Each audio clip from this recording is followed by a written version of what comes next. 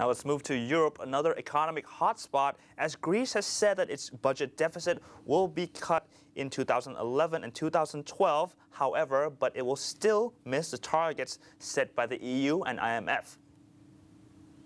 The 2011 deficit is projected to be 8.5% of GDP, down from 10.5% in 2010, but short of the 7.6 target. The government, which on Sunday adopted its 2012 draft budget, blamed the shortfall on deepening recession.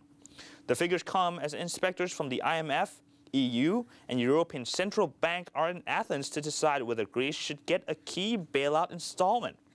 Greece needs the 8 billion euros installment to avoid going bankrupt next month. Bankruptcy would put severe pressure on the Eurozone, damaging European bank finances and possibly have a serious knock-on effect on the world economy. The Greek Finance Ministry said on Sunday that its unpopular austerity measures would have to be adherent to even keep the latest targets were to be met. It released figures for 2012's projected deficit, putting it at 6.8% of the GDP, also short of the 6.5 target. The figures came out as the government met to approve Greece's draft budget for next year. It blamed an economic contraction this year of 5.5% rather than May's 3.8% estimate for the failure to meet deficit targets. The cabinet meeting also approved a measure to put 30,000 civil service staff on labor reserve by the end of the year. This places them on partial pay with possible dismissal after a year. The inspectors will report back to EU finance ministers soon, but analysts believe they have little choice but to approve the latest tranche. The Greek austerity measures are hugely unpopular at home and have led to a wave of strikes and protests. Many Greeks believe the austerity measures are strangling any chance of growth. And on the line to talk with us on this topic is the director of Midas Capital, Kuntoni Lohit-Navi. Good afternoon, Kuntoni. สวัสดีครับ Hi, good afternoon. Kuntoni, now that the Greek has announced that it will miss its budget deficit target in 2011 and 2012, what is the implication of that, and will it affect their second bailout that they need? This is no surprise really to the people that know, let's say the insiders. What will happen now is nothing's going to change. They can't afford to not give their second tranche of bailout, because if they do stop that and Greece effectively is insolvent, then there's going to be a big contagion effect, basically a panic. Okay. You see, the thing is, Europe is linked. Europe is as strong as its weakest link, which is the periphery countries and also Greece, obviously. So they cannot let Greece fail.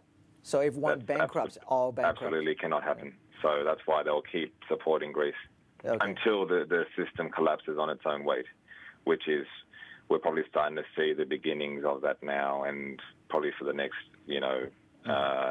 year or so. All right. So do you think Greece can still remain in the EU with a chance of defaulting here?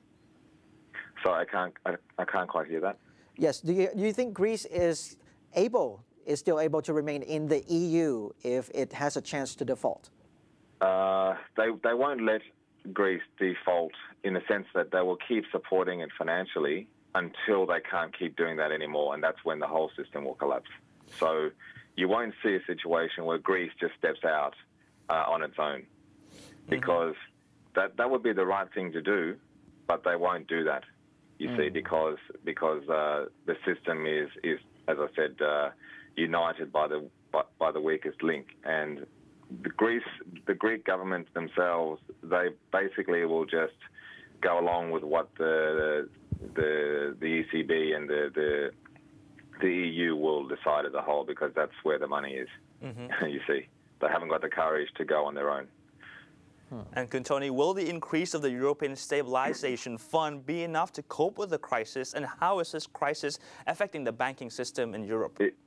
You see, the thing is, the banks of Europe all hold reserves in the form of European government bonds, and they're all shared amongst the banks in Europe equally. So when you have one, let's say, Greek bonds getting heavily shorted or attacked, it's going to affect every other bank, because once there's a panic in one government bond, it's going to run through the whole system. You see, that's the problem, because instead of having a euro bond, which is one complete Europe-wide bond, they formed individual government bonds of the states of Europe, which therefore allowed it to be attacked and shorted individually. That's the whole reason why there is a problem, because united they stand, divided they fall, and at the moment the bonds are divided up, so they fall.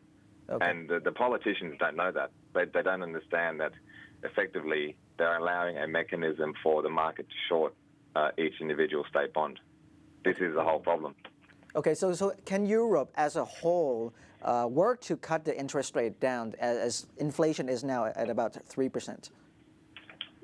You see, the interest rate is ultimately dictated by the market. The market will decide when and how long this whole system stays intact. And